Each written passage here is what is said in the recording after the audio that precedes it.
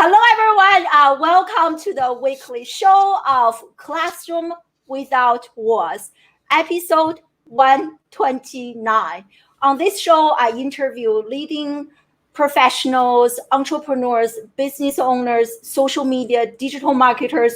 So they come here and share with us their best strategies and practices so that we can future-proof our business. And today, I can barely contain my excitement, as you can see on my face. We are interviewing the one and only Guy Kawasaki. Oh my God, I can't even talk. So I have been a huge fan of Guy since I was a graduate school student, and I read so many of your books, like talks, and I first connected with you in person. I don't know if you still remember, Guy, a few years ago when you were speaking at Social Media Examiner, their conference in San Diego. So after you talk, I walked up to you. I said, Guy, can you please do a quick video for my undergraduate students? And you were so kind, you were so nice, and you did a video for my students, and we had a great chat. I was like, wow, so approachable. So I can't wait that today I'm actually interviewing you on my teeny tiny virtual online stage. So really, really honored. And for those of you, very small percentage of the population who don't know who is Guy Kawasaki, Guy is the chief evangelist of Canva, which is my personal favorite graphic design tool. And the Guy is also a brand ambassador for Mercedes-Benz, which means that you get paid to drive them. Is that right? Kind of, but yeah. And Guy is also the author of 14 books, and he has worked with Steve Jobs, not only once, but actually twice. And the third time, you actually rejected Steve Jobs, which is really interesting. I can't wait to learn more about it. And that's why Guy, I have to keep working. And Guy is also an executive fellow of the Haas School of Business at UC-Berkeley. And there are so many things that Guy does. He also hosts his very own podcast, which I am a super fan of.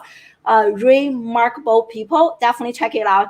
And anyway, without any further ado, and Guy, welcome to the show. We already have a global audience here. Yes, thank you very much for having me. So, what platforms are you streaming this on right now? So yeah, thank you so much, everyone. I see Clara from Adobe and Vicky from a team. Where's Clara? From all over the globe. So we are live on LinkedIn. We are live on Periscope. We are live on YouTube and on Facebook. So we are live on 5 different places. And let me know in the comment section where you guys are joining us live from, social media-wise and geographically speaking. I love seeing, yeah. I didn't know that StreamYard supported YouTube too. So StreamYard is amazing. Yeah. I know. We have someone from Pakistan. That's so amazing. So yes, love everyone. Thank you so much for being here. We have someone from Australia. It's like 5 a.m. or 6 a.m. in Australia. All because of you. Yes. So let's dive into our discussion today. Okay. And as I introduced you earlier, you are an evangelist of Canva. So you probably got asked a lot of this question. What does that even mean, right? What inspired you to popularize this concept of becoming an evangelist for a brand? Well, honestly, there was Jesus before me, okay? So I don't want to take all the credit. Evangelism comes from a Greek word meaning bringing the good news. And so what an evangelist does is bring the good news. In my career, I've been evangelist, sort of at the beginning and at the end. At the beginning, I was a Macintosh evangelist. At the end, I'm a Canva evangelist. So I brought the good news of Macintosh, that Macintosh would make people more creative and productive. I'm bringing the good news of Canva right now, that Canva empowers anybody to create great designs in order to communicate better. So what an evangelist does is bring the good news. And the difference between evangelism and sales is that evangelists typically have the other person's best interests at heart too, not just their own. So when a salesperson sells to you, it's about his or her commission and his or her budget, his or her, revenue. But an evangelist is thinking about what's best for you. So when I tell you to use a Macintosh, it's because I want you to be more creative and productive. When I tell you to use Canva, I want you to be a better communicator. I love it. So what are some like differences between an evangelist and an influencer and a brand ambassador? I feel like those are the terms that I hope that an evangelist is not as easily for sale or for rent, right? So an influencer, I mean, if you call up many of these so-called social media influencers and you say, I want you to tell people to buy my lipstick, they just, all right, so this is what it costs per tweet, this is what it costs per Instagram post, and that's not how evangelism works. Evangelism has to be that you fundamentally believe that it's good news. Now, don't get me wrong, you could be an evangelist for lipstick, but you have to truly believe that the lipstick is good for the person. It's not because some cosmetics company has decided to pay you $1,000 per tweet. I love that. Wait, but also you said brand ambassador. Brand ambassador is, I would say, probably closer to an evangelist because a brand ambassador, like a Mercedes brand ambassador, it's not like 1 week I'm pimping off Mercedes and the next week it's Porsche and the following week it's Honda and the following week it's Ford. You commit to a car manufacturer for quite a while. I've been a brand ambassador for Mercedes for about 4 years. Yeah, there's that emotional connection for sure. Yep. So thank you for sharing the differences with us.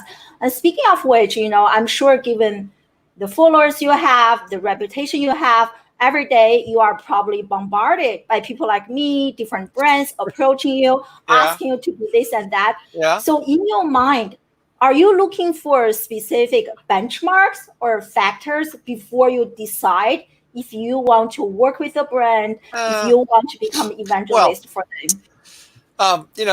Okay. So, being on somebody's podcast is a commitment, but it's not a commitment as much as being an influencer, ambassador, or endorser for a product, right? So it's not like you're paying me to do this, and I don't know anybody who's paid to be on a podcast. I'd like to be the first, but anyway. So it's not about the money in this case. It's not a transaction.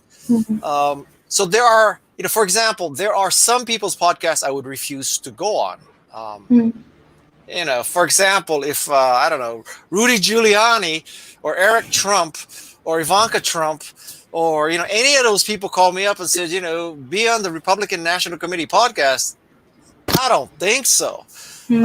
If a tobacco company called me up and said, would you be on our tobacco podcast? No. And so, but that's pretty black and white. Other than that, the benefit I hope to gain by being on your podcast is that more people are aware of my podcast. So that's what I'm trying to do. I'm trying to evangelize my podcast. Yeah, totally. How about when you are deciding to work with brands? And I'm going to share, I mentioned, Guy, I actually have the name of the podcast, which is Remarkable People. So definitely check it out. Thank you. How about working with brands? Like, how do you decide, Well, I'm curious to see if there are like a checklist that you are looking at. Well, first of all, like I said, I'm never going to work with a brand like the Republican National Committee or RJ Reynolds Tobacco or the NRA. Okay, those are just off the table. I like to work with brands that make something that I like. I mean, that's the easiest one. But I will not work with a brand that has a product that I would not use. So, that's why I very seldom endorse makeup. So that's the test for me. And so it has to be something that I like, that is doing good for the world. and we'll pay any two. Yeah, totally. But like, I definitely hear that, alignment, right, between like the brand, their core values, and what you are believing in, and that alignment. So, what inspired you to invest in Canva to work with them? Well, Nowadays, they are a household name, but in the yeah. beginning, they're not. Yeah. So I've been with Canva for 6 years. They saw me because of my social media person. She was using Canva to make graphics for Twitter. So they noticed that I was using Canva. So they reached out to me via a tweet saying, "We see that you use Tweet. We would love to meet you. We're going to be in the United States, et cetera, et cetera." So I asked my social media person, Peg Fitzpatrick, "Is this what you use?" "Yes." "Do you like it?" "Yes." "Should I help them?" "Yes." And so that's why I met. And the next thing you know, I'm chief evangelist for Canva. Wow. So how do you have any stories like of working with them in the early days before they became the household name there? Yeah. So believe it or not, we sign up tens of thousands of new users every day, literally tens of thousands. Okay. But I can remember, my God, we used to have 1,000 people sign up a day, and we were just so ecstatic. And then every weekend it would go down from 1,000 during the week to 500 on the weekend. And we thought, oh my God, the bubble is bursting. And then it came to August, and not even 1,000 people were signing up per day. But we didn't figure out that, everybody in Europe and the United States is on vacation, so people are not signing up for a new service during August, and those were the days. But now we make 3 or 4 million graphics per day.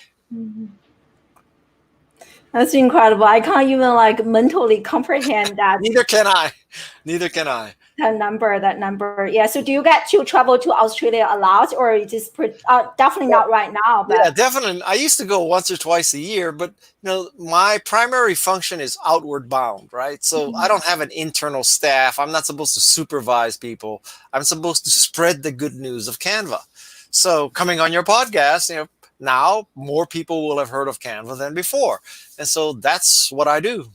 Yeah, definitely. Now, I actually, as I was preparing for our interview, I did so much research about you, and I actually found out this picture. So because everyone is curious to learn more about, Steve Jobs and how is it working with him. And so I actually found this picture. Do you remember this picture? Yeah, that's the Macintosh. That's the only known picture where Steve Jobs is on his knees for anybody. So it's a historical photo. Yeah, I couldn't even see you. Where are you? What are you using to pull in these graphics like this? I just took a screenshot. No. Right now, Canva. No. But like right now online, what are you using for your administrative work to bring in the graphic? Oh, I use a StreamYard. So I love StreamYard. StreamYard can do that? Yeah, totally. Yeah. So I can show you if you are interested after our interview. I can show you. I use StreamYard. I don't know how to do that. Oh, okay. There's something maybe I can offer to you. I can show you. And then how are you picking comments to display it? Because I don't do that either. Yeah, I can also show that to you. And everyone's enjoying this conversation right now. So thank you so much. We literally have someone from Pakistan, from all over Brazil, all over the globe. Yeah, Peter, my friend Peter is helping me keep an eye on the comments. And actually, I want to, I showed the picture of you and, working with Steve Jobs. I'm curious. I don't know if you can share this. Why did you leave Steve Jobs, Apple, the first time and the second time, and the third time you actually rejected him? What a story! Well, the first time I left to start a software company, a Macintosh software company. The second time I left to start a venture capital firm. And then after I left and I was doing that venture capital firm for a couple of years, I saw Steve at a conference and he asked me to come back, and I said no. If I had not made any of those 3 bad decisions, I would not be on your podcast today, because I would be totally, utterly retired, and I would not care about a greater exposure, branding, positioning, or the number of subscribers to my podcast. So consider it your good fortune and my good fortune that I didn't quit And I didn't say yes because now we get to meet and be on a live stream together. Mm-hmm. Very interesting, very interesting. So thanks for sharing that. And also kind of to follow up on this conversation, Steve Jobs, everyone loves him and most people loves him, and he's such a visionary. Yeah. And I love one of the statement or quotes from him is that he says that don't really care about, pay so much attention, like listen to your customers all the time, but actually figure things out and tell them what they want before they figure it out. Yes. So you also advocate for a similar approach. And I think this is so interesting and almost counterintuitive, because oftentimes we take an online class, LinkedIn Learning, this and that. We learn, we need to listen to our customers, look at them, listen to them. So can you explain this approach to us? So this is completely contrary to marketing or classic marketing, because classic marketing is you listen to your customer, you deliver what they ask for, right? The problem with that theory is that it doesn't enable you to truly revolutionize a business, because your customers can only describe what they want in terms of what they are already getting. Mm-hmm. So if you were to ask an Apple II customer in the mid 80s, what do you want from Apple? They would have said bigger, faster, cheaper Apple II. Mm-hmm. No one would have said, give me a Macintosh that doesn't run Apple II software, that has this thing called a mouse, that has a trash can, that has icons, that has, WYSIWYG graphics and WYSIWYG display and WYSIWYG printing, because it just wasn't in their sort of vocabulary and awareness. It would be if 20 years ago you went to someone who owned a GM or a Ford or a Mercedes or really any car and said, so what do you want in the next generation car? And they would say, I don't know, higher mileage, more displacement, faster, better brakes, whatever. They'd say something like that. No one would have said, give me an electric car. Yeah. Do you think that, like this mental shift and this, almost like a different paradigm can be applied to different businesses or only in specific industries such as technology? No, I think it can be applied to almost any industry. Innovation, there's lots of innovation. It doesn't have to be tech. It can be. Even like in selling like shoes, sneakers, you think they can also adopt this approach? Well, Zappos was a revolutionary concept. I mean, who would have thought of it? People would buy something. If you had said to most people, would you buy a shoe online? Most people would have said no, because I don't know if it fits. I don't know what the true color is. I don't know what it feels like and smells like. I don't know. I would not buy shoes online. I'd buy a DVD. I'd buy a CD. I'd buy a book. But shoes, no. And clearly, we were wrong.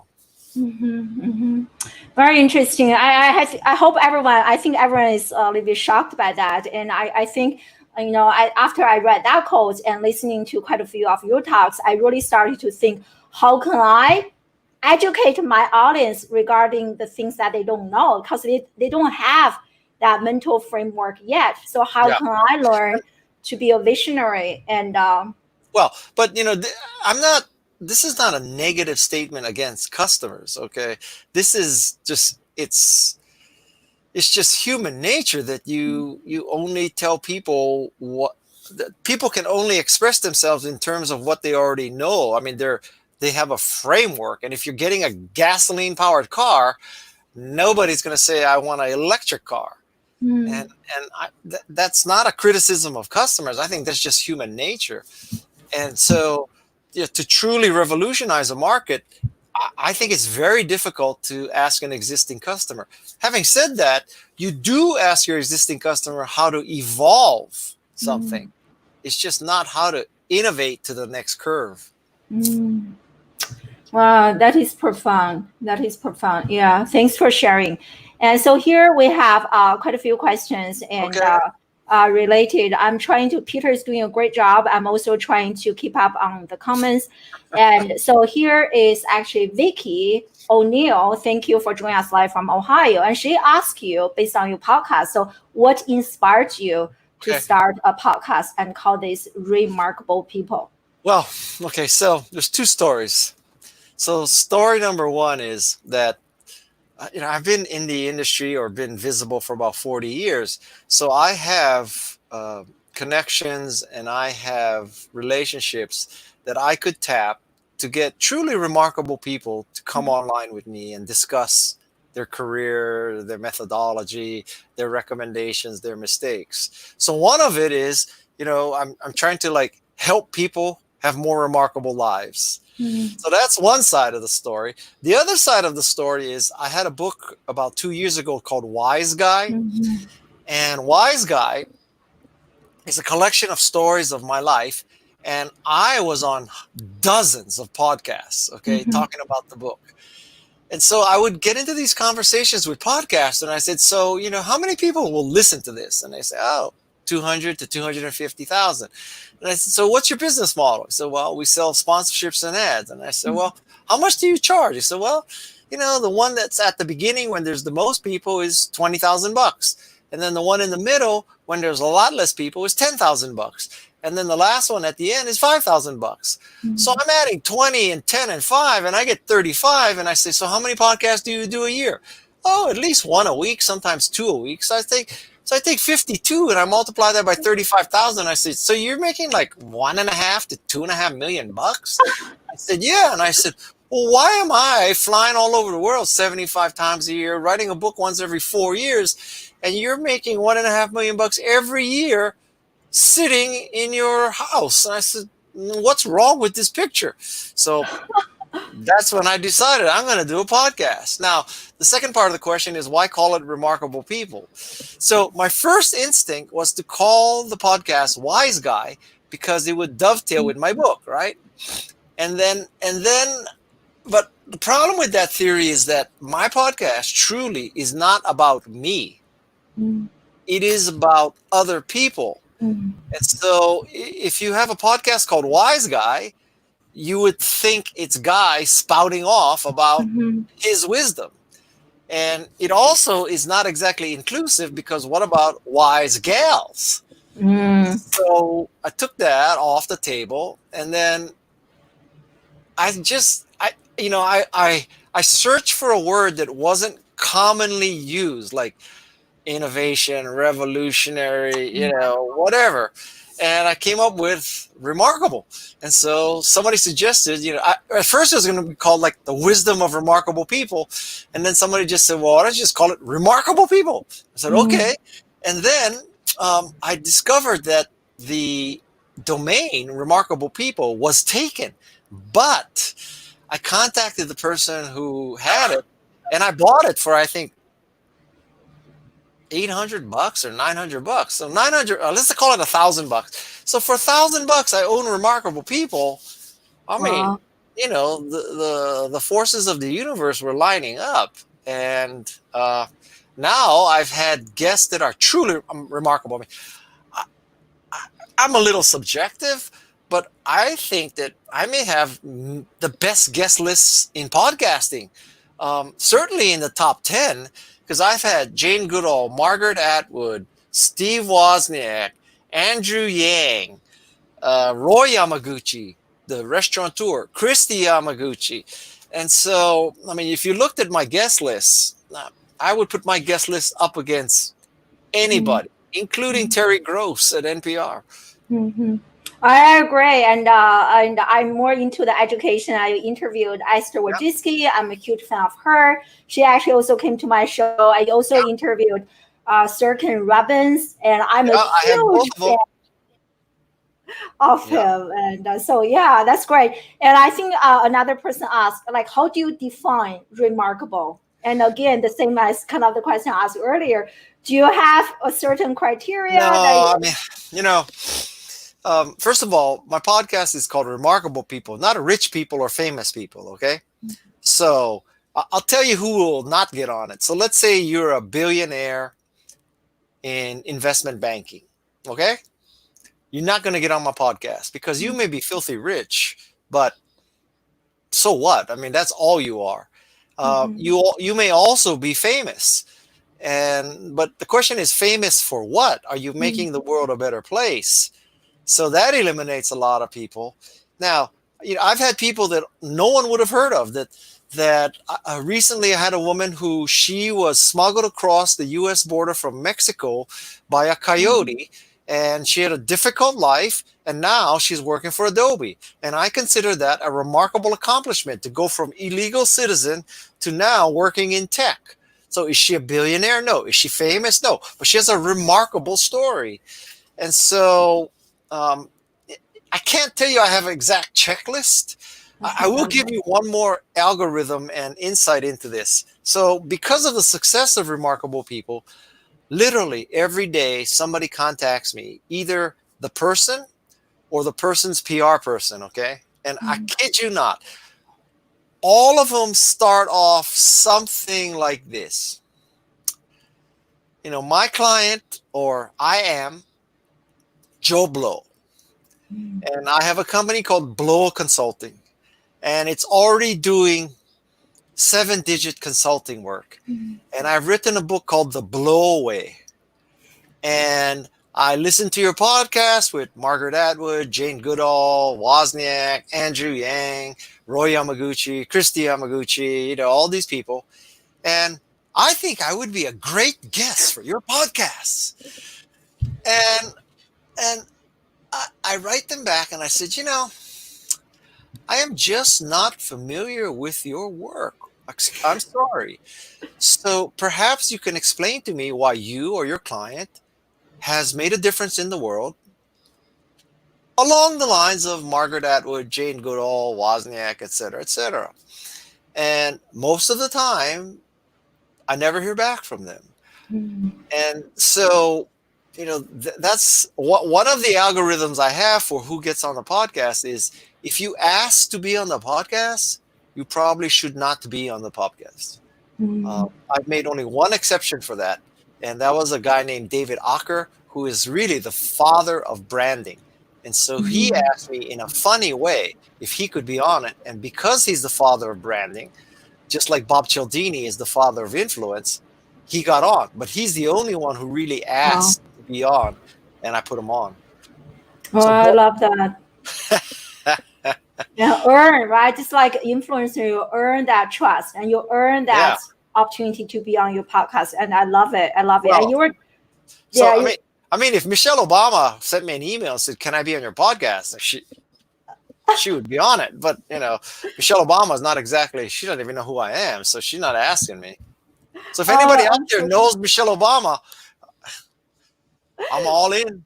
I know, but I see on Instagram you took a picture with her. Was that at a speaking event? Yeah, well, I was in Canada and there was a meet and greet and I took a picture with her and I was trying to interview her there at that conference, but I don't know, those Secret Service guys and all that, they just wouldn't let me have the time. And I mean, Yeah, I'm sure one day she's going to reach out to you and ask. I am not going to hold my breath, but yeah. So you were talking about Adobe. I want to give Clara a big shout out. She actually works at Adobe Education. Is an amazing educator. So everyone can connect with her and check her out. Check out Adobe Education. One of my favorite brands. Yeah. And so thank you for sharing. Let me see. And I think Peter sent me quite a few additional questions. And I want you, hold on. So here is a question.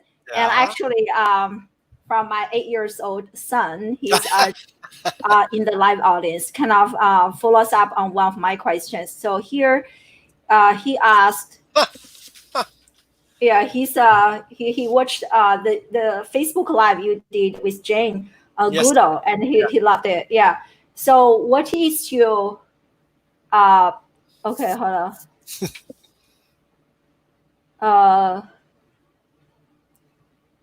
What is your best advice when we are customers? I don't even understand what he's asking. I don't know. Do you understand?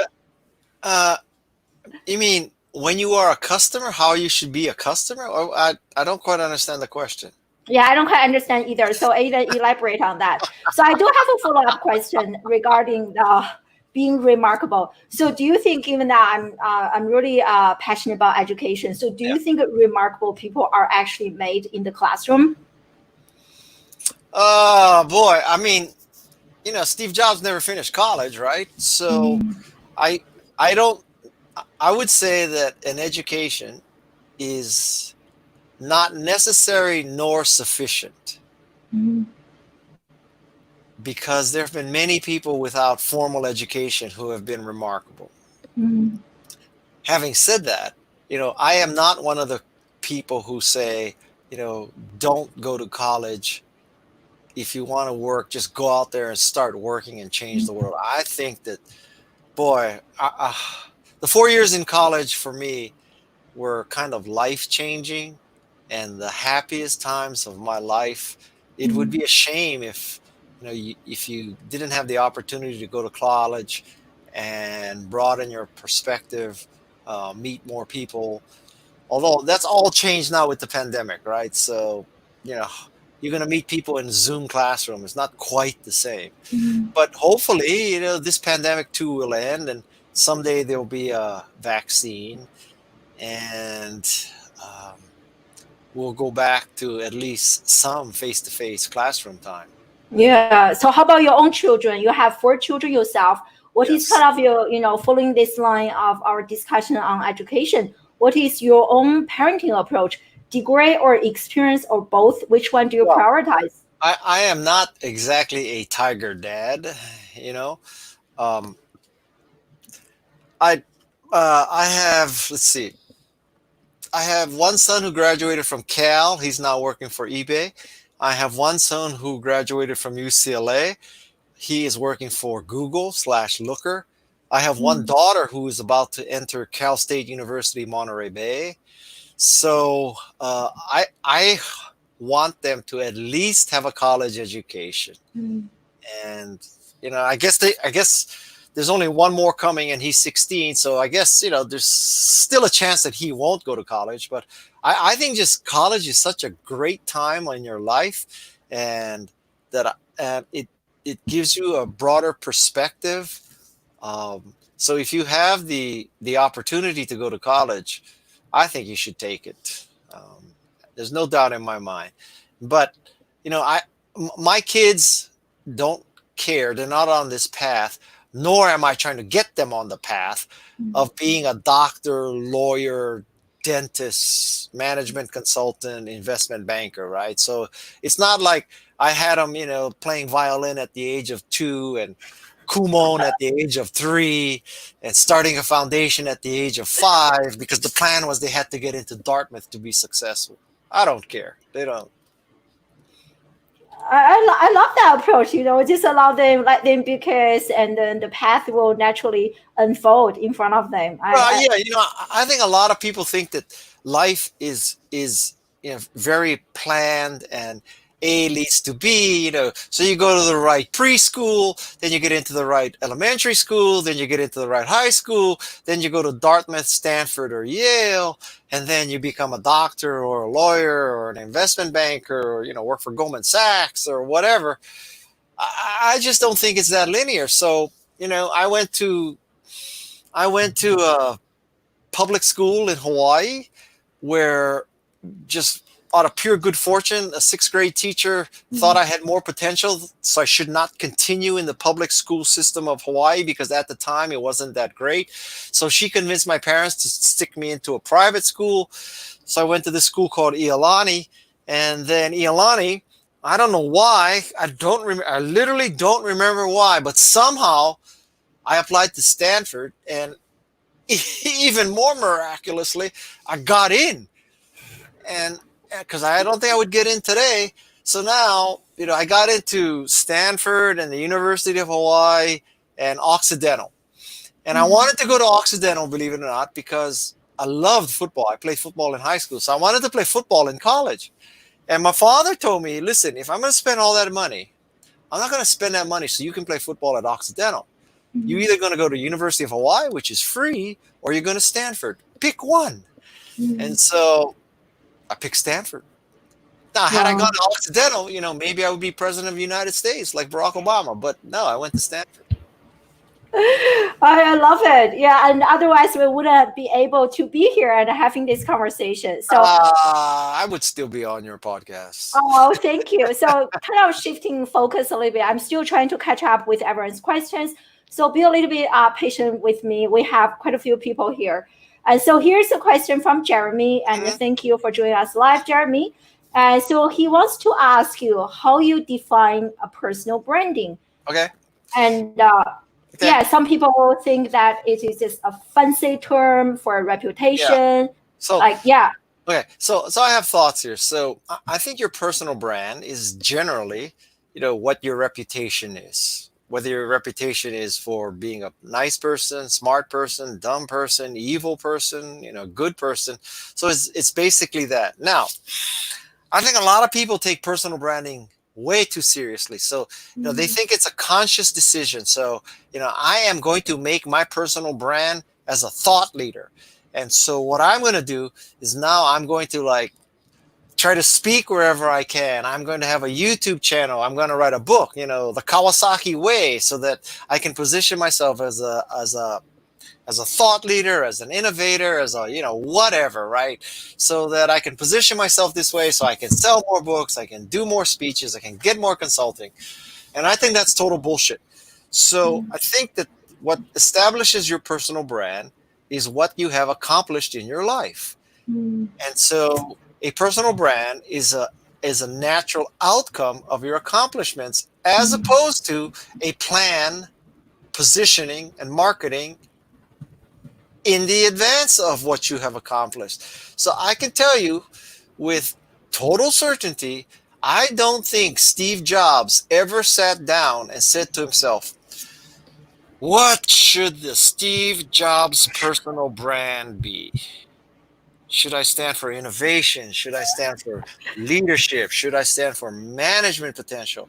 Basically, Steve Jobs made great shit. And so his personal brand became the maker of revolutionary shit. Well, duh. So if you're worried about your personal brand, I would say don't worry about positioning yourself as a thought leader. Don't go and edit your LinkedIn profile and change it to thought leader or guru or expert. Because if you are a guru or a thought leader or expert, you don't have to call yourself one. People will call you one. So just make great products, make great services, do something that dents the universe, and your personal brand will be a natural outcome of that. Wow, that is so powerful. I love that. Reminds me of, people say that you work, impact and income. You work to try to strive for impact, and then income will actually come as a natural byproduct because you are changing people's lives. And so what you just mentioned reminds me of that. Yeah, I love it. Powerful. I would say that the people who have the best personal brands consciously try to build that personal brands the least. I can't imagine that Steve Jobs worked on his personal brand. I can't imagine that Elon Musk is working on his personal brand. Walt Disney works on his personal brand. Ariana Huffington.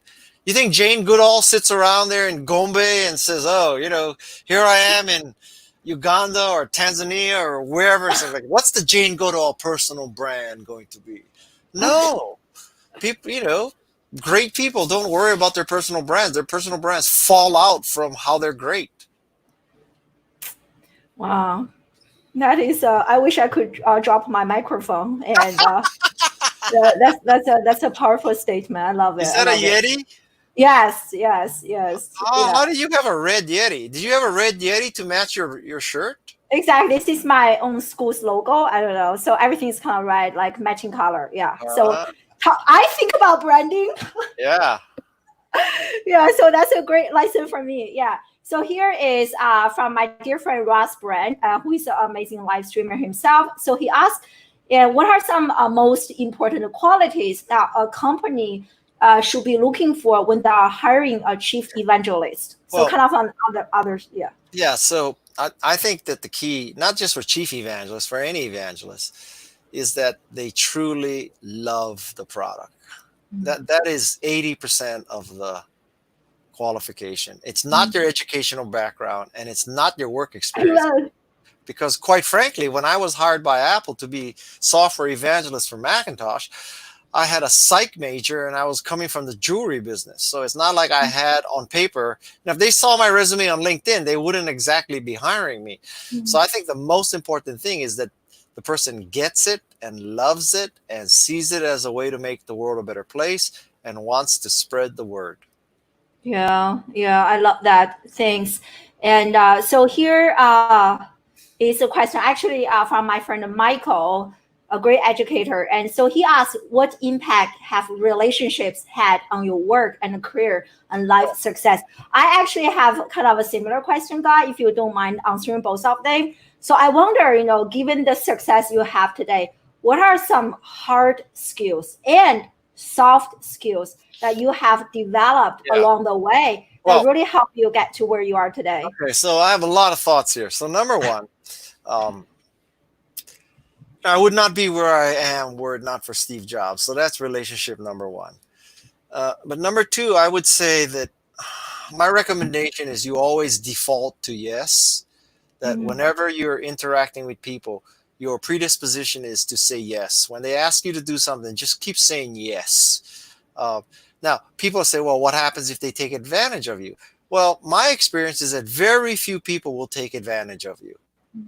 So default to yes, kind of assume that there's a karmic scoreboard in the sky and you're trying to rack up karmic points. And you do that by saying yes and helping people without the expectation of being paid back. So just default to yes. And I would also say another thing that's key for relationships is that you never ask people to do something that you would not do. So if you wouldn't do it, and I'm assuming you're not a psychopath, if you wouldn't do it, don't ever expect anybody else to do it. And this can be very simple, right? So if you hate to fill in a CAPTCHA screen, then why would you ask your customers to fill in a CAPTCHA screen? It's as simple as that. And if you're dealing with employees in the day that we used to be flying, and let's say your programming team is in, Mumbai and you're in San Francisco. So, you fly to Mumbai business or first class, but you make your employees fly coach. Okay, so if you won't fly coach, don't make them fly coach. And I think that would be it.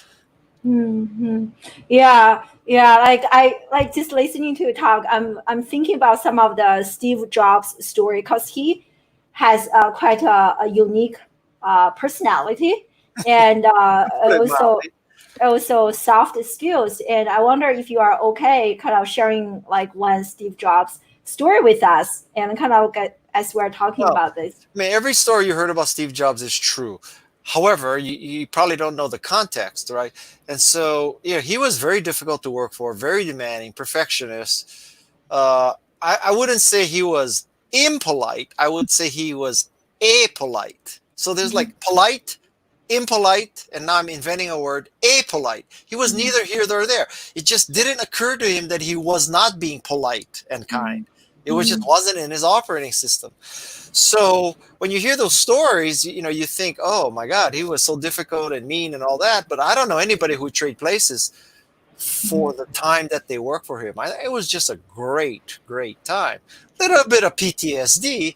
But, as you look back, I think that the best teachers and bosses you ever have in your life are the ones that are the hardest on you, not the ones who are the easiest. So that's what it was like working for Steve Jobs. And it wasn't about touchy-feely, mutual goals, positivity, positive psychology, all that stuff. He ruled by fear. And so the fear was that he would embarrass you in front of your peers. And I can tell you, contrary to every HR theory you've ever been told, the fear is a very good motivating force. Wow. So do you think more like leaders need to adopt this approach? Well, I mean, I'm not saying this is the only way. And in the history of man, there's only been one Steve Jobs. So it's not clear that everybody should pull this off. But I think, what people don't understand about Steve Jobs is that he was truly brilliant and a visionary. Now, I don't throw that word around loosely, right? Like many people say, well, I'm creating, I don't know, Tinder for old people. I am a revolutionary innovator. You're bullshit. You're just, like, you're nothing. And so if you are Steve Jobs, I mean, think about Apple, right? So Apple arguably created the first personal computer, or one of the first personal computers, right? Then they create, truly the first widespread graphical user interface computer. You can't count Xerox in that, because Xerox never knew what they had and didn't ship enough. And then there's like iPhone, iPod, iPad. There's Apple Genius, all that kind of stuff. And at a lower level, Apple was putting CD-ROMs on computers before anybody, and Apple had FireWire before everybody, and just going down the line. So if you strike lightning once, that's luck. But when you do it 4, 5, 6 times, I mean, that's a skill. So I'm telling you all of this because I'm telling you the characteristics of Steve Jobs, that he was visionary, that he could either know what people will come to want, or he could just make them want what he created. Wow. You could look at what he did either way. So he was magical that way. But I think what people confuse is that they say, okay, so, he was very difficult and he was successful. So in their simple minds, they think, oh, I will be difficult. I will be abrasive. I will rip people up in public, and that will make me the next Steve Jobs, right? And they don't understand correlation and causation. Those qualities of Steve didn't make him so great. Arguably, if he had less of that, he might have been even greater. But people just, they look at the outward trappings and they say, well, Steve Jobs wore jeans. I'll buy jeans. He wore New Balance shoes. I'll buy New Balance shoes. So true. He drove a Mercedes. I'll drive a Mercedes. He rips people in public. I'll rip people in public. And then they think, okay, so I'll be the next Steve Jobs. No, you won't. You'll just be an asshole. So true. It's a very, very different way. Then so true. And then you will see, here's a checklist of successful people like Steve Jobs. And if you copy that checklist, you are definitely not going to be like, It's not that simple. I mean, it's like saying, well, we want to have a great company like Google. So what does Google have? Oh, they have free sushi, free hamburgers, free chili. They have volleyball court. They have washer dryers on campus. They have the dentist come in the van and give you dental treatment in the parking lot. They have car companies come and they change your oil in the parking lot. They have buses with Wi-Fi that go between Mountain View and San Francisco for free. And so you go down that checklist and you get all that kind of stuff. But if you have a crappy company, you will still have a crappy company. You'll have a crappy company with bus service and free food and volleyball and health club and massage and yoga, but you'll still have a crappy company. Amen. I say this, I feel like actually this morning, my husband and I had a conversation about education. I feel like many times people approach education as if it were a technology problem. So they have all those amazing technologies and apps, but we're not talking about the root of the problem. Just like what you mentioned here, right? Like you can check all those things, but we're talking about like how good this product or service is. So I love that. Yeah. Well, I think education, I read something by a professor from NYU named Scott Galloway. And essentially the question he posed was, so let's take an extreme network like Disney Plus, right? So Disney Plus, I don't know, what is it? $60 a month. So $720 a year. And for that, you get stream of content. Now, in the pandemic, you don't attend class at Harvard, right? So you're only online. So you get a stream of great content from Harvard. Harvard charges $60,000. Disney Plus charges $600. Mm-hmm.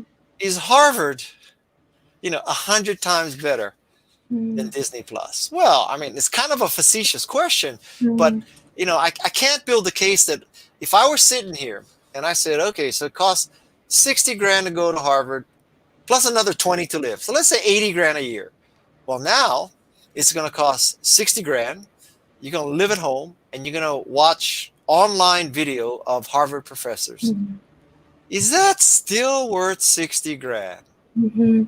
That is a really good question. I mean, in a sense, it's like, okay, so, the Super Bowl ticket is $1,000, but because of the pandemic, we're not going to have a stadium full of people at the Super Bowl. You can't watch it in person, but if you want to stream the Super Bowl, it's still $1,000. Good luck with that. And so I think education, there's going to be a lot of fallout and shakeout in education, Amen. right? And then now, you think about it. So you're a rich alumni, right? And so you say, all right, I'll give Harvard $5 million, and then there'll be the Guy Kawasaki social media hall, right? And then all my relatives and friends are going to, on their campus tours, they're going to walk by Harvard and they're going to say, oh, that's the Guy Kawasaki hall. Well, guess what? In a pandemic, am I going to give Harvard $5 million so that the Zoom window will say, this is the Guy Kawasaki Zoom channel at Harvard? I don't think so. So, man, I think everything's going to change in education. And I actually think that, schools will have to lower their tuition, which will mean that more people will get education, which will mean that the world will be a better place. Well, I love that. What a powerful statement. I definitely agree. I think this actually research has shown if children are only watching pre-recorded videos, they are not developing important 21st century skills such as collaboration, communication, and because everything is based on just their interest, everything is self-paced. But we are a mere 5 or 6 months into this pandemic, right? And so, yes, you can probably convince me that a Zoom classroom is not as effective as an in-person classroom, et cetera, et cetera. I mean, there's no question. But as I said, we are 6 months into this, and we truly don't know. It's going to get better than simply Zoom. It's going to get better with better collaboration, better, whatever. So I don't think you can take today's snapshot and say, holy moly, online education is crap. We're doomed to have poorly educated people because of virtual classrooms. It's too early to decide that. Granted, that could be what happens. But I think we're a little jumping the gun by saying that education virtually is doomed.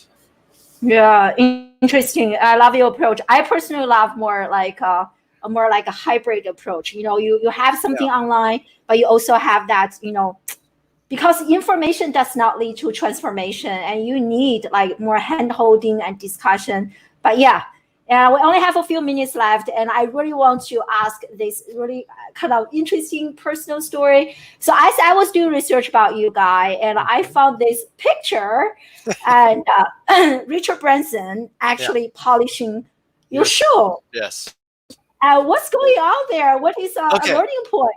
So Richard Branson and I were in Moscow together, speaking at the same conference, and I was sitting in the speaker ready room. That's where this picture was taken. And he comes in and he says, Guy, do you fly on Virgin? I said, Richard, I'm United Airlines Global Service. That's the highest level of United Airlines. So I don't want to jeopardize my United Airlines Global Service because I don't know how I got my United Airlines Global Service. And that's what he did. He got down on his knees and started polishing my shoes with his jacket. So that's the moment I started flying Virgin America. Wow.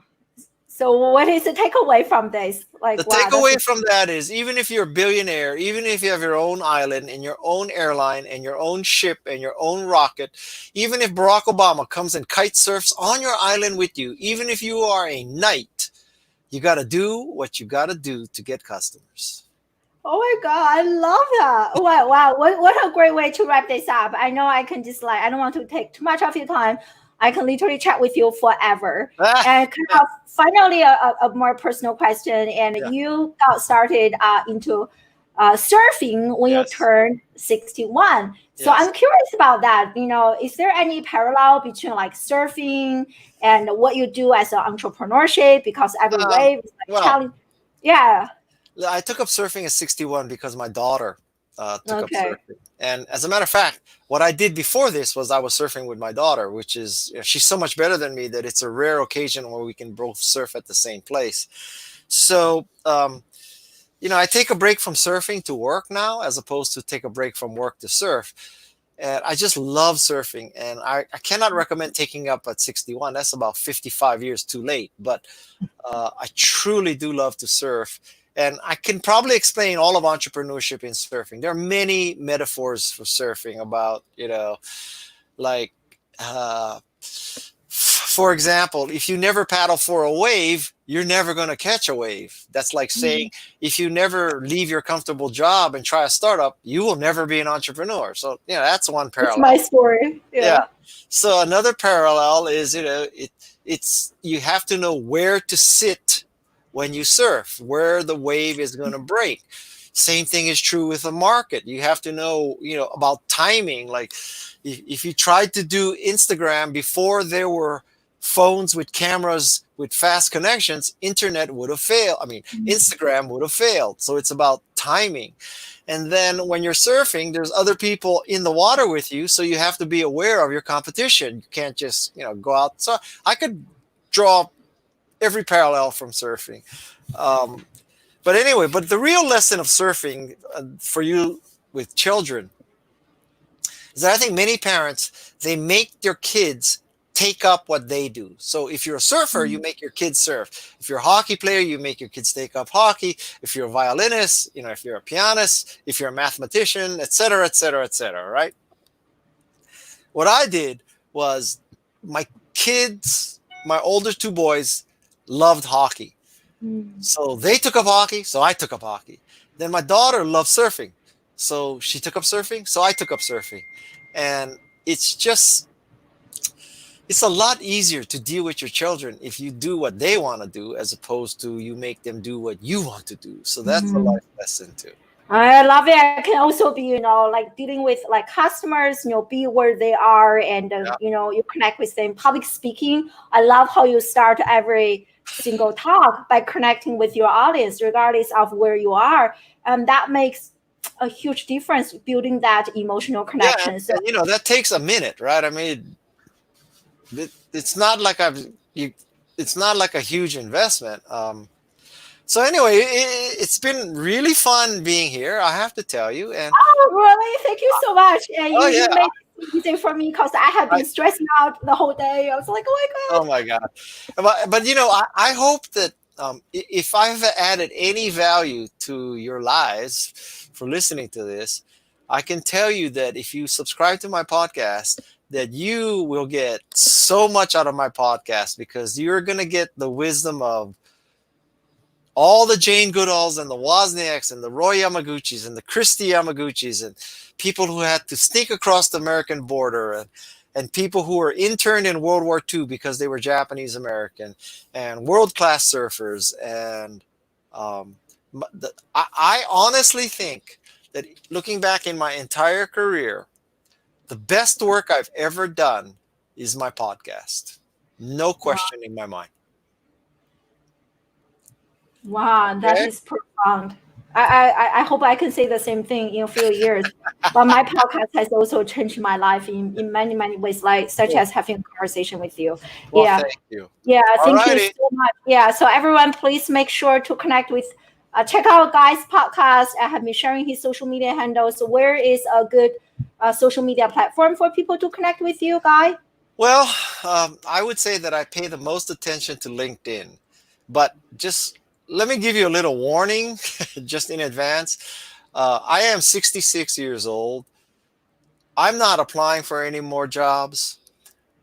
I don't care what people think of me anymore. I'm not going to position myself as a, brand leader or whatever, thought leader or whatever. I'm at the end of my career. And so I am doing things in social media that I cannot advise other people to do. And that's code for me to tell you that if you looked at my LinkedIn feed, it is 80 or 90% anti-Trump and anti what's happening to this country. So if you're pro-Trump, don't follow me on LinkedIn, because I've decided that he is an existential threat to this world, much less America. And so I think it's my moral duty to resist. So with that caveat, go follow me on LinkedIn. I love that. I love that. Yeah. So here is Guy's LinkedIn profile, and yes, I love his content. I check out your content every single day. And anyway, thank you so much again, Thank Guy, you. for your entire hour and everything. My mind is so fired up with our ideas, everything, parenting, education, social media, marketing, branding. So thank you so much for your time, and thank you so much everyone in the live audience, Okay. literally from all over the globe, for joining us live. Now remember, wash your hands, wear a mask, stay away from crowds, and listen to doctors and scientists, not politicians. Okay? Bye. Thank you so much, Guy. Bye, everyone. Bye. See you next Wednesday.